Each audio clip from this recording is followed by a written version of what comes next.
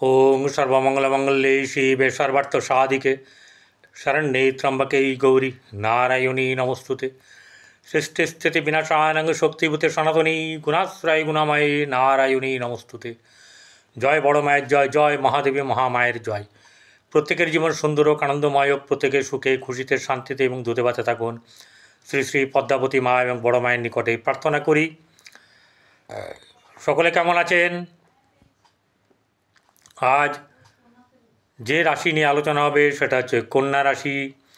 এই কন্যা রাশির জাতক জাতিকাদের ভাদ্র মাস কেমন যাবে তা নিয়ে বিস্তৃত আলোচনা হবে এবং প্রতিটি ব্যাপার খুঁটিয়ে খুঁটিয়ে বলা হবে।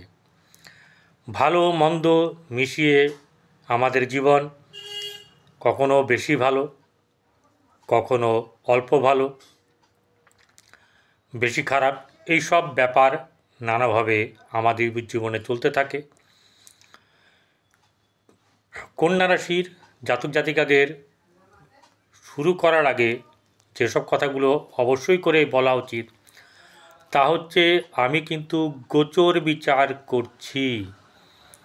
গোচর হচ্ছে সেই বিচার যেখানে বর্তমান সময়ে রাশিগুলিতে গ্রহগণ বসে আছে, বা বলা যায় যে গ্রহ যে যে রাশিতে বসে আছে, আপনার রাশি বা লগ্ন থেকে সেই গ্রহ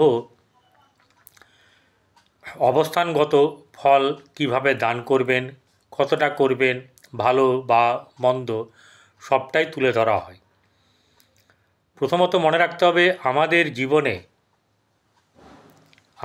জীবনে যতটা দেখায় সব কিছুই কিন্তু হচ্ছে আমাদের জন্মকুণ্ডলী। প্রধান হচ্ছে জন্মকুণ্ডলী।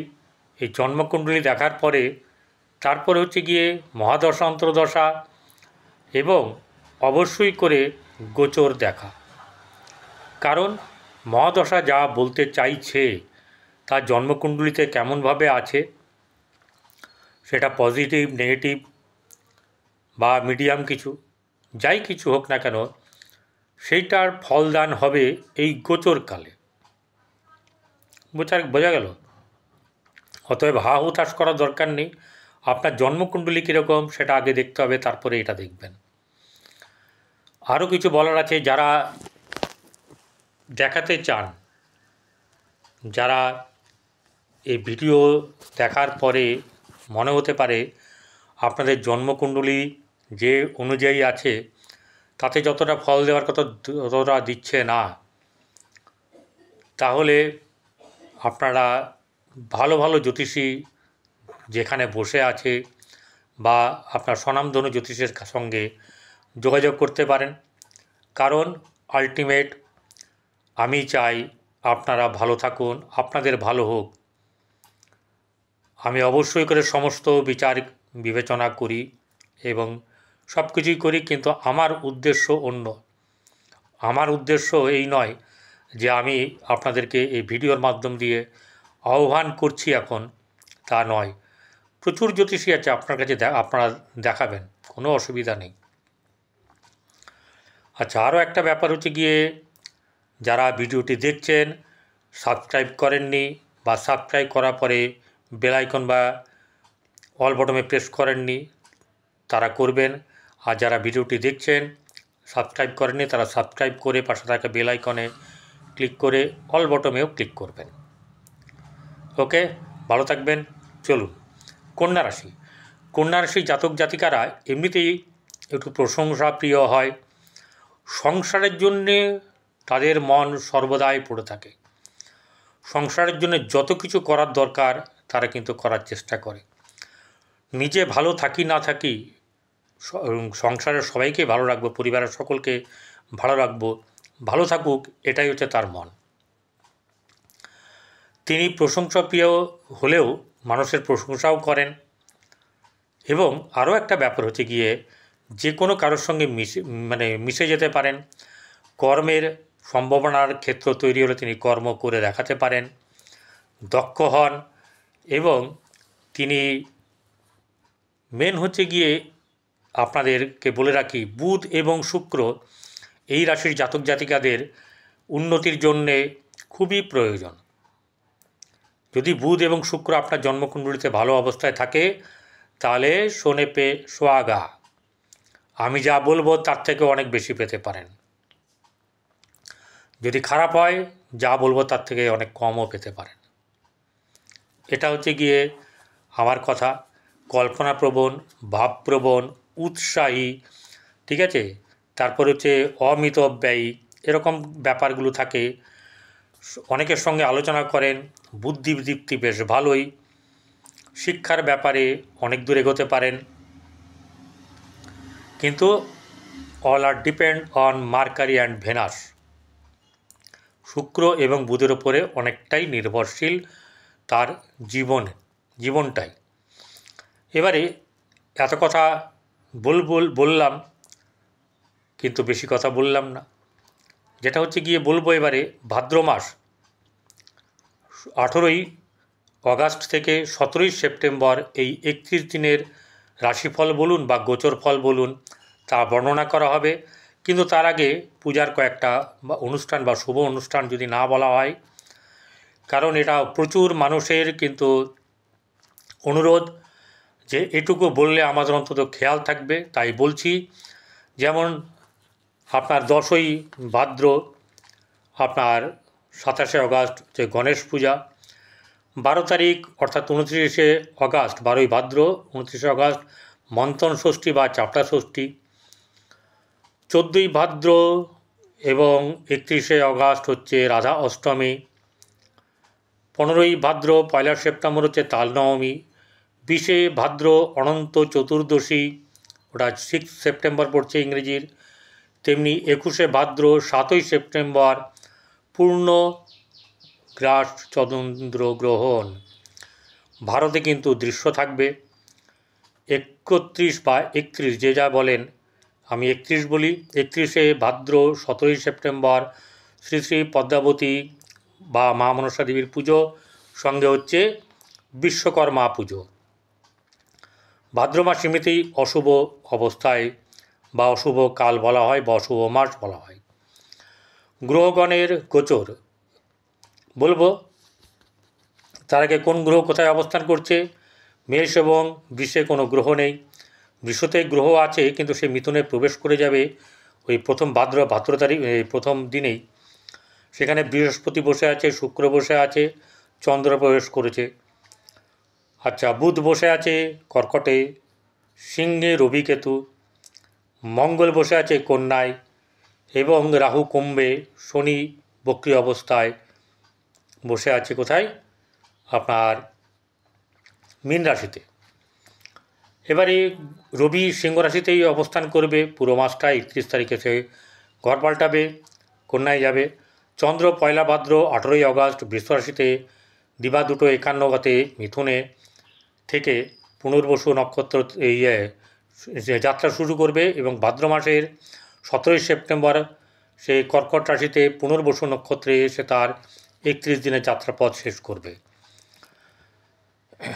এই যে চন্দ্র আপনার রাশি থেকে, আপনার যে রাশি সেই রাশিতে যদি চন্দ্র অবস্থান করে, যদি ধনুতে যখন অবস্থান করবে, যখন মেষ রাশিতে অবস্থান করবে এবং যখন আপনার সিংহ রাশিতে অবস্থান করবে, তখন এই কন্যা রাশির কিন্তু সময় ভালো যাবে না। হতাশা, উদ্বেগ, অসফলতা, এরকম ধরনের বহু কিছু ঝগড়া, বিবাদ, কলহ, নানা রকম কিছু ঘটনা ঘটার সম্ভাবনা আছে। আচ্ছা, মঙ্গল 27শে ভাদ্র ইংরেজির 13ই সেপ্টেম্বর রাত 9টা 13 মিনিট গতে সে কন্যা থেকে তুলা রাশিতে প্রবেশ করবে। বুধ 13ই ভাদ্র ইংরেজি 30শে আগস্ট বৈকাল 4টে 6 মিনিটে সে সিংহ রাশিতে প্রবেশ করবে, অর্থাৎ কর্কট থেকে সিংহে। বৃহস্পতি মিথুন রাশিতে থাকবে। শুক্র 3রা ভাদ্র 20শে আগস্ট রাত্রি 1টা 20 গতে কর্কটে প্রবেশ করবে।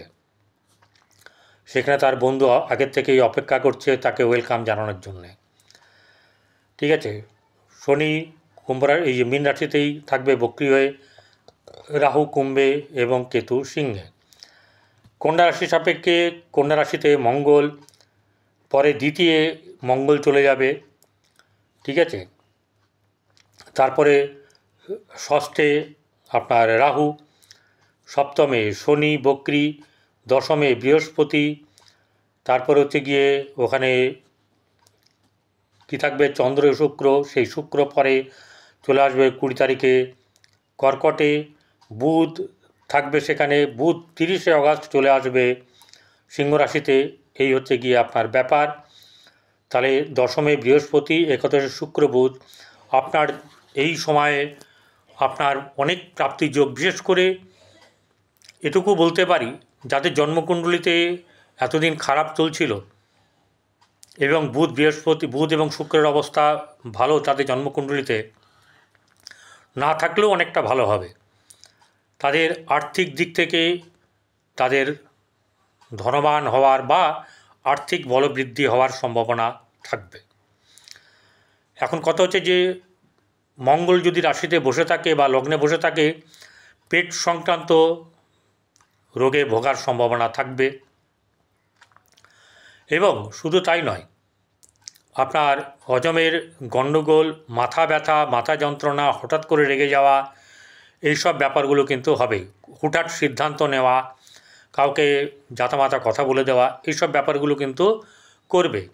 কিন্তু দ্বিতীয় যেহেতু রাহুর দৃষ্টি আছে এবং বৃহস্পতিরও দৃষ্টি আছে, সেহেতু তার দ্বিতীয় ভাব ভালো থাকবে। কিন্তু মঙ্গল যখন দ্বিতীয় চলে যাবে আবার 13 তারিখে, তখন কিন্তু আবার তার ধননাশ হওয়ার ব্যাপার এবং আর যা হবে মুখের চ্যাটাং চ্যাটাং কথা, জোরে জোরে চিৎকার করে কথা, এইসব ব্যাপারগুলো কিন্তু হবে। এগুলো কিন্তু ক্ষতিকারক। আগেই বলেছি, খারাপ থাকলে স্পষ্টভাবে বলবো, ভালোগুলো বলবো, কারণ অনেক ভালো আছে। ভালোগুলো একটু পরে বলা ভালো। চলতে চলতে বলতে থাকবো। ভাই বোনদের সঙ্গে সম্পর্ক মধ্যম শুভ যাবে। তবে আপনার যেটা ভালো হচ্ছে সেটা হচ্ছে যে গৃহে শুভভাব বজায় থাকবে, গৃহের লোকেদের সাপোর্ট পাবেন, গৃহে শান্তি পাবেন, আনন্দ পাবেন, এই রকম ব্যাপার কিন্তু হবে। সকলে মিলেমিশে বেশ সুন্দরভাবে থাকবেন। সন্তানের ব্যাপারেও শুভ থাকবে, সন্তানের উন্নতি, সন্তানের লাভ, সন্তানের বিবাহ, এমনও ঘটনা ঘটার সম্ভাবনা থাকবে। এবং প্রেমের ক্ষেত্রে কিন্তু শুভ সংকেত আছে। যারা কিনা প্রেম করছেন বা প্রেম হব হচ্ছে, জন্মকুণ্ডলিতে দেখা যাবে এই সব কিছু, তবে গিয়েই কিন্তু হবে, পূর্ণতা প্রাপ্ত হবে, নচেত হবে না। মনে মনে হতে পারে, মনে মনে কলা খেয়ে কোনো লাভ নাই। এবারে শত্রুর জায়গাতে রাহু বসে আছে, তাহলে শত্রু নিধন হওয়ারও সম্ভাবনা থাকবে এবং শত্রু কোনো ক্ষতি করতে আপনার পারবে না, বরং হঠাৎ করে প্রাপ্তি, সহযোগিতা, এসব ব্যাপার কিন্তু কোনো না কোনো জায়গা থেকে, কোনো সোর্স থেকে পেয়ে যেতে পারেন। আবার খরচ খরচাও বেশ ভালো হবে, বেশ ভালো হবে। এবারে হচ্ছে সপ্তম ভাবে শনি বসে আছে। সপ্তম ভাবে শনি বসে থেকে যেটা হবে যে বৈবাহিক জীবনটা কিন্তু খুব একটা ভালো হবে না। কিন্তু সপ্তমপতি বৃহস্পতি সে দশমে বসে থাকার কারণের জন্যে তার আপনার কিন্তু অনেক দিক থেকে ভালো হবে। বিশেষ করে ব্যবসা সংক্রান্ত ব্যাপারে আপনার এগিয়ে যাওয়ার ব্যাপার, আর্থিক লাভ, এইসব ব্যাপারগুলো হবে। তবে একটা কথা হচ্ছে যে যতটা চাইবেন, যতটা পরিশ্রম করবেন, ততটা কিন্তু পাবেন না, ঠিক আছে। কারণ এখানে শনি পঞ্চমপতি এবং ষষ্ঠপতি বসে আছে সপ্তমে। এবারে অষ্টম ভাব, সেখানে মঙ্গলের দৃষ্টি আছে এবং পূর্ণভাবে দৃষ্টি থাকবে 13 তারিখ থেকে। তাহলে এখানের আপনার রাস্তাঘাট দেখে শুনে পারাপার করা তো অবশ্যই দরকার। কথা যাদের সঙ্গে বলবেন, সেই কথার ব্যাপারে নিয়েও কিন্তু আপনাদের সাবধানতা অবলম্বন করতে হবে। কাউকে কথা দেওয়া থেকে আরম্ভ করে কাউকে কথা বলা, আচার আচরণ, ব্যবহারের মধ্যে দিয়ে আপনাকে কিন্তু আপনার অশুভত্ব ফুটিয়ে কোনো মতেই তুলবেন না। কারণ হচ্ছে গিয়ে আপনার ক্ষেত্রে কিন্তু সুবিধাজনক অবস্থায় যাবে। এই ভাদ্র মাসে প্রচুর উন্নতি আছে। শুক্র যদি ভালো জায়গায় থাকে তাহলে আপনার ভাগ্যভাব বেশ চমকাবে, এবং শুধু চমকাবে নয়, এই ভাগ্য আপনাকে বিলাসিতা, ভোগ বিলাসিতা, সুখ স্বাচ্ছন্দ্য এনে দেবে, এবং সেটা কিন্তু আপনার হবে। কারণ ভাগ্যপতি একাদশে লাভ স্থানে যখনই যাচ্ছে 20 তারিখ থেকে 20 তারিখ না 21 তারিখে থেকে আপনাকে ফলদান করবে, সেটা শুভ ফল দিতে থাকবে, এবং আপনার ক্ষেত্রে কিন্তু শুভ অনেক কিছু হবে। ভোগবিলাস, আয় উন্নতি, সহসা প্রাপ্তি, এসব ব্যাপারগুলো যেমনি হবে, তেমনি যদি আপনার আর্থিক অবস্থা খারাপ থেকে থাকে, তাহলে এই সময়ের পর থেকে আপনার যথেষ্ট আর্থিক উন্নতি হবে, অর্থাৎ 20 তারিখের পর থেকে 21 তারিখ থেকে। এটা কিন্তু আপনার পক্ষে বেশ শুভ সময়, শুভভাবে কাজ করবেন, সফলতা বৃদ্ধি হবে, আয় বৃদ্ধি বাড়বে, লিকুইড মানি, সম্পর্ক, এসব কিছু কিন্তু অনেক অনেক ধরনের উন্নতি ঘটবে। এবং সবচেয়ে বড় কথা হচ্ছে যে আপনার ভাগ্যভাব অত্যন্ত শুভ দিকে আপনাকে এগিয়ে নিয়ে যাবে, এবং বেশ অর্থের দিকটাতে আপনার যে প্রাধান্য পাওয়া সেটা কিন্তু পাবেন। এবারে চলে আসছে কর্মস্থানে বৃহস্পতি বসে আছে। বৃহস্পতি কর্মস্থানে বসে থাকলে অনেক সময় প্রণয় ভঙ্গ হয়। দশমে বৃহস্পতি গোচরে প্রণয় ভঙ্গ করে, ঠিক আছে? তাহলে এই দিকটাতে আপনার অশুভত্ব হলো। যেমনি শুক্র দশমে থেকে একাদশে থাকা অনেক অনেক ভালো, ঠিক আছে? অনেক দিক থেকে প্রচুর প্রকার লাভ আপনি পাবেন।